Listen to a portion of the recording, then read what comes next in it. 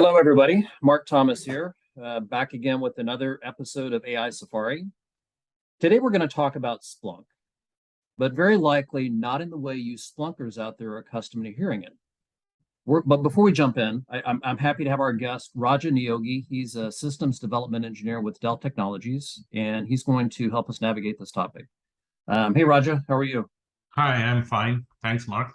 Awesome. Thanks for being here today.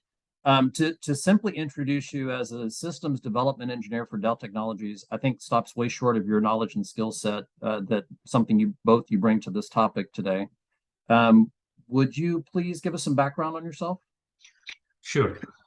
So, I am a distinguished member of technical staff at Dell in the Global Solutions Engineering team of the Infrastructure Solutions Group at Dell.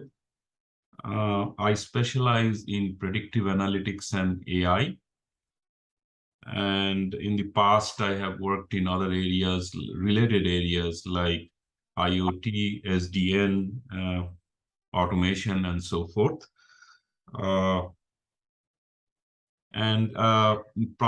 with Dell for about 8 years now. And prior to Dell, I have been with Intel, Bell Laboratories, and a string of startups where I did very similar work. So in short, you're the right guy for this topic. Sure. Awesome. That's fantastic. Very, very humbling. So fantastic. So Raja, when I think of Splunk, like I alluded to earlier, I think of a widely used solution for capturing that machine-generated data, and more importantly, performing analytics on that same data. I think it's common knowledge that Splunk is pretty consistently a front runner in this space. And I've often actually heard it called the Swiss Army knife of machine-generated data solutions. So, and there are use cases like some ITOps, DevOps, business analytics, IoT, that again are common knowledge. And the cool thing about this is it's a single repository for all this data for access by multiple users in multiple use cases, those that I just mentioned. But there's some nested features that I find when I talk to even, Splunkers with a decent amount of experience that they're not aware of and are not using at least. And that's the machine learning and deep learning capability that they have. Also known as Machine Learning Toolkit, MLTK, and DLTK, Deep Learning Toolkit, respectively. So for those who are not familiar with Splunk's MLTK and DLTK, can you provide a quick overview on both? Sure. So Splunk has the Splunk core, which includes the indexers and search capabilities. And for at least a couple of generations, or a couple of years, I should say, they had the MLTK, which includes the machine learning algorithms for linear regression, random forest, and several other ones. But as you start solving complex problems, you figure out that you need more reach, you need more capability, you need to handle more complex solutions. So like everybody else, Splunk discovered that they would want to have deep learning capabilities. So what they did was starting this release in the current release, in the Splunk 9, actually it's from Splunk 8, but it got wider publicity in Splunk 9. They introduced the deep learning capabilities, and even there is integration possibilities with the GPU. And so what this does is, so what they have done is they've renamed some of their toolkits. So originally it used to be called MLTK. Then they actually created something called DLTK, Deep Learning Toolkit, which included the MLTK. Basically, the idea was, look, you can do machine learning, you can do some deep learning capabilities as well. And in the latest release, they have renamed DLTK as DSDL, Data Science with Deep Learning Capabilities.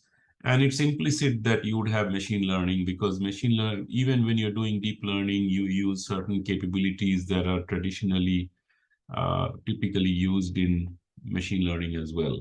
So that's basically the progression from machine learning to deep learning to an entire data science portfolio, which includes all the tools that you would typically need to develop complex solutions in the Splunk environment. Awesome. And I think the solution that you'll talk about today is built on containers, built on Kubernetes, both MLTK, DLTK, or DSDL now. But is it accurate that there are premium applications like enterprise security and ITSI, they're not quite ready for containers? Do you know if that's true or not? Yeah, so but I have to be careful over here because they're doing some work in this space and especially in the ITSI, basically they had the bare metal solutions for some time now, but at least a little over a year. They're moving gradually towards Kubernetes solution. Whether it's actually out there or whether it's being exposed to some customers, I don't know the latest status. That would basically come from Splunk. But yes, the overall goal is to migrate everything to the K8s platform. Mm-hmm. Right. Okay. That's fair enough. Okay. So is it safe to say that without DLTK, you're not able to enable the full extent of forecasting with MLTK? Right. So that's a great question I come across quite often. So MLTK has very basic algorithms. You can do simple forecasting and solve simple problems. But as you take some of these, once you start encountering problems that customers have, you find that there are non-linearities between the output and the input. So for example, a very simple example would be the price of a particular stock, right? And that depends on so many different types of input. And it's not always linear. I mean, you change a little bit of one of those input variables or features, and the output is not going to behave in a linear fashion. So there is a lot of non-linearities. So as the non-linearities, 99% of the problems that we solve have inherent non-linearities in them. When you start getting into nonlinear problems, the MLTK basically, or the traditional machine learning tools like linear regression and random forest and so forth, they actually are not as useful. Or the other way to put it is that you can easily spot the inaccuracies. That's where deep learning comes into play. And so increasingly over the last couple of years, the industry has gradually moved towards machine learning, towards deep learning. But that does not mean that you need deep learning for everything. There are some very simple problems still today where you would still use machine learning because it's much simpler to use, uses much fewer cycles. But as the complexity grows, you would actually find that it has its limits. And so that's when you gradually migrate to deep learning. Okay. The other area that I want to also highlight is that deep learning is very good at handling large data sets. So when you train a particular model, you can actually use large data sets. With the machine learning tools that I use, we often struggle dealing with larger data sets. So basically with small data sets, we can train a simple model, but when it comes to actually larger data sets, which will actually introduce more accuracy in your models, there is a little bit of a struggle. And the third area, I think, which is also quite significant for people that have used extensively deep learning, is that you can do some feature engineering, which is built into deep learning. So for example, when you gather larger amounts of data, there might be gaps in the data. There might be certain types of features that influence the final outcome or output much less. And so how do you actually balance all of those in your model? That aspect of it is very well defined in deep learning. In machine learning, it isn't. You could use and come up with some special tricks to do that, but you increasingly introduce a lot more complexities into machine learning when you try to do that. Whereas in deep learning, it's already built in, ground up. And so you can easily deal with those types of problems. So those are the three things that I encounter most.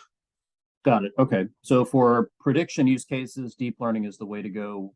Clear advantages over deep learning, machine learning.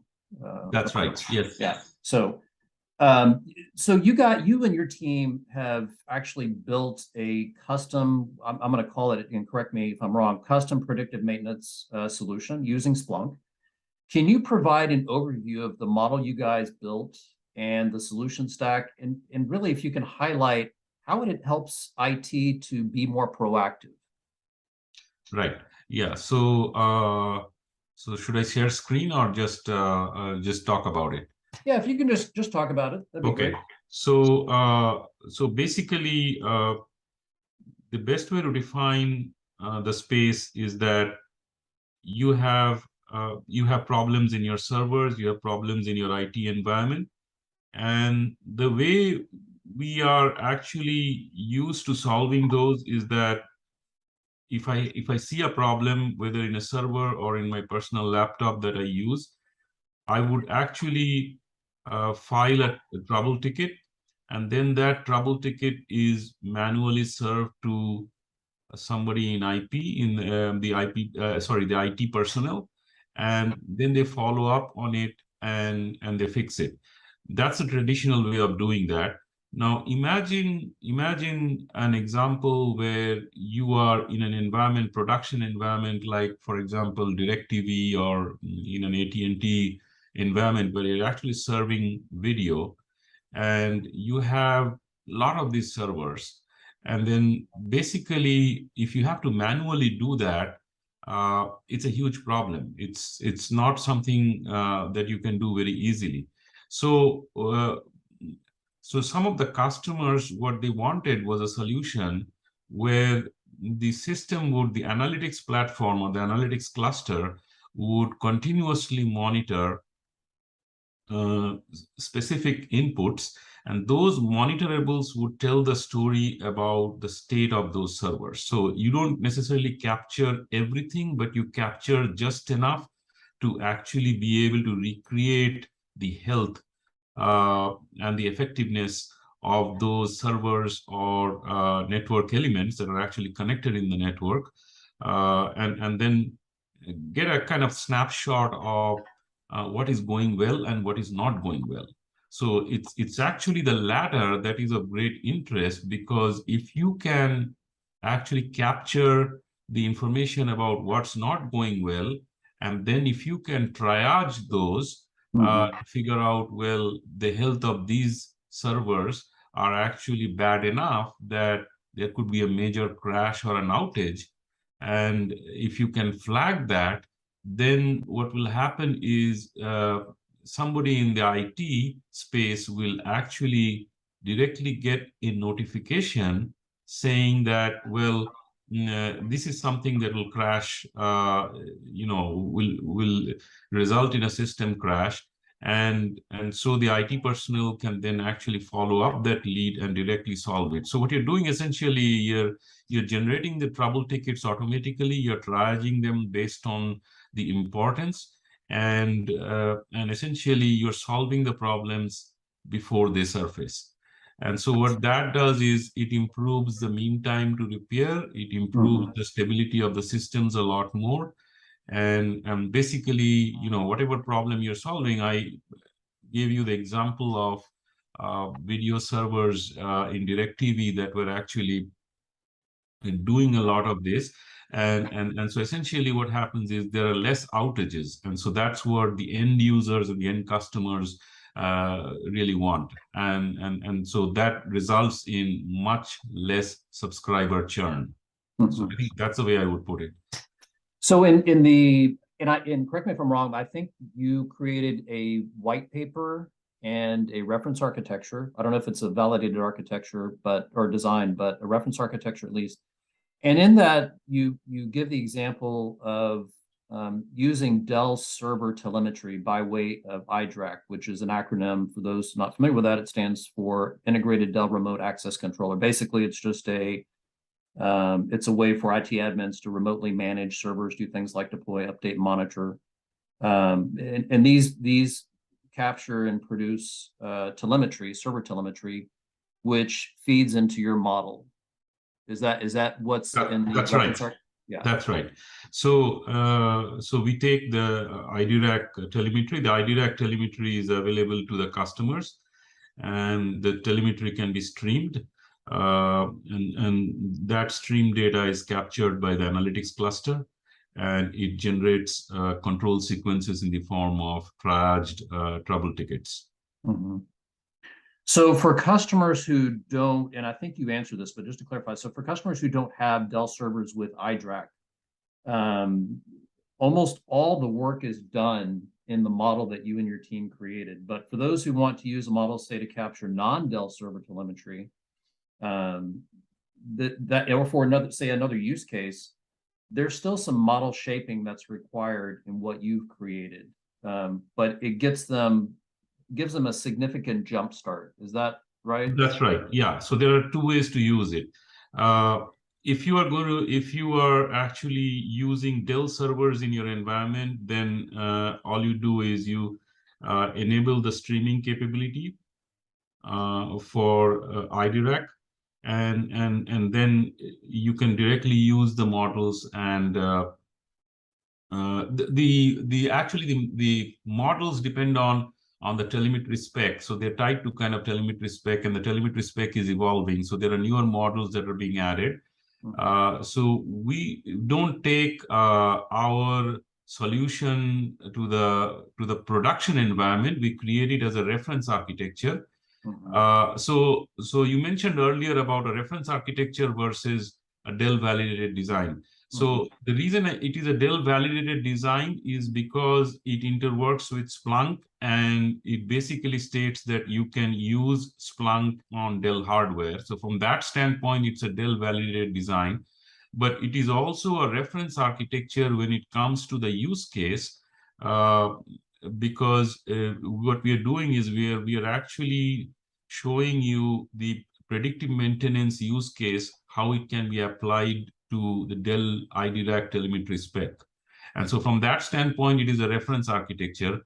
The reason we are not calling it a production solution is because we are not actually selling our software in terms of as a predictive maintenance solution, as a production grade predictive maintenance solution. And that's primarily because this is an evolving space. So as the telemetry specs, newer versions of the telemetry specs come along, there are going to be newer models that will need to be developed. And so we are providing it more as a reference architecture that you can get a jump start on your work, and you can actually leverage that. The second most important part is that this is this can be applied to any other predictive maintenance space. So for example, it can be applied to your IoT environment. And in those cases, the reason you would get a jump start is you can actually take a look at our reference architecture, how we have actually developed it. And then based on those, you can actually get a jump start on how to apply some of those techniques into your own environment. So yes, if you are using it alongside Dell servers, then you have most of what you need. But if you want to apply it into other areas where you want to do analytics in any Industry 4.0 solution, you can actually leverage some of the work that we did and extend it for your needs. And that could extend to something like a demand prediction use case, right? Yes. For example. That's another, that's a popular use case as well. Yeah.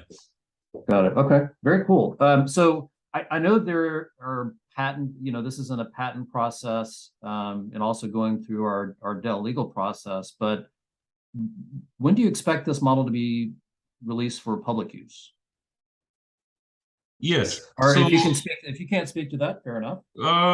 yeah, there's some things that are actually in the, under discussion right now. And so, probably at this point, I cannot answer all of those, but what I would say is that we can provide our reference architecture, we can provide some of those capabilities. We can definitely discuss the concepts, and how we release the code and all will come along as we resolve all the issues. But yes, I think at some point they'll all become available and can be directly used by customers.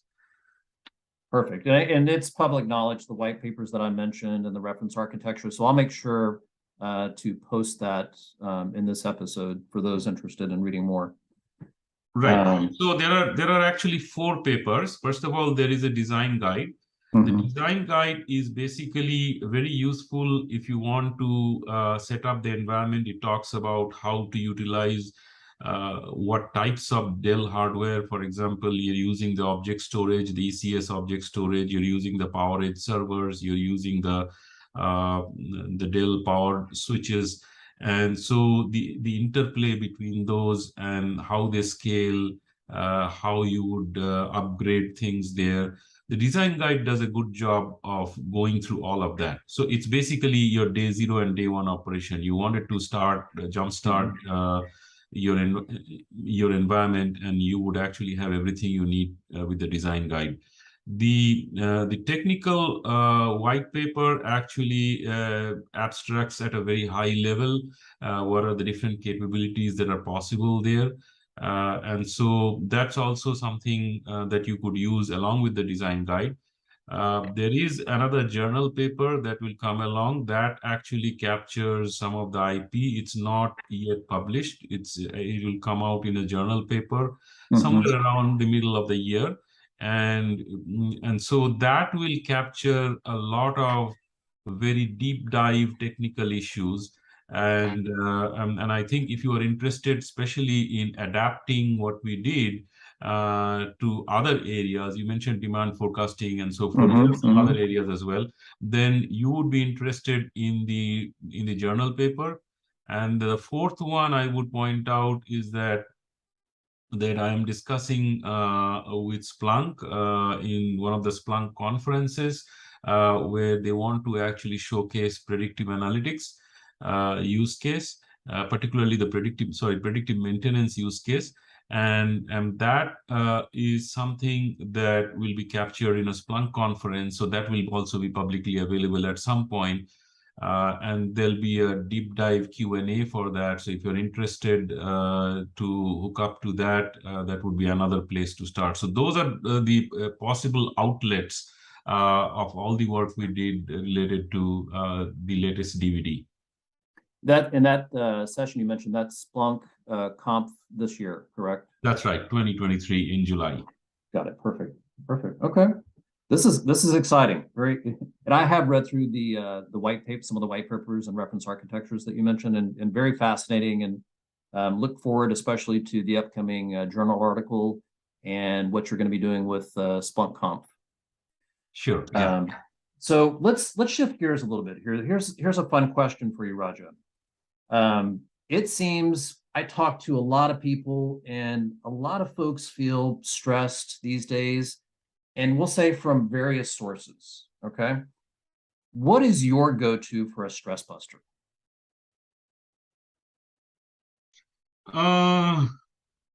When you say stressed, you mean stressed from in which way? Yeah, just you feel kind of worn out from weeks or days of work or doing something, and you just want to kind of go off the grid and kind of dial back in, kind of recenter yourself, relax a little bit. I'll tell you, for me, when I want a stress buster, my go-to is beach. I love to go to the beach. I love DIY projects. I do a lot of DIY projects around the house. Those are my stress busters. What do you do? What's your go-to? Yeah, so what I do is, I mean, there's various ways of doing that. Over the years, it has actually changed quite probably about a few years back, I would have said that, yeah, I just go out and have some fun in either hiking or something like that, and get a little bit of a breather. That's what I still do.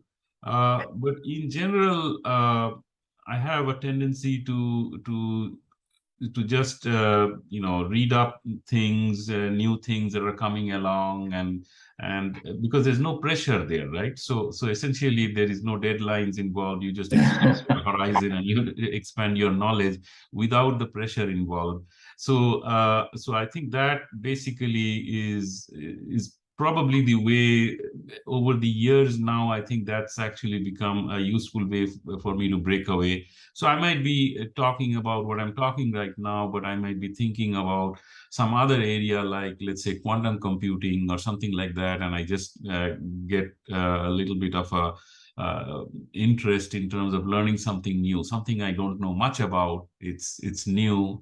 There's nothing I need to deliver right now on that, but just expand my knowledge and things like that. So that's the evolving way for me right now.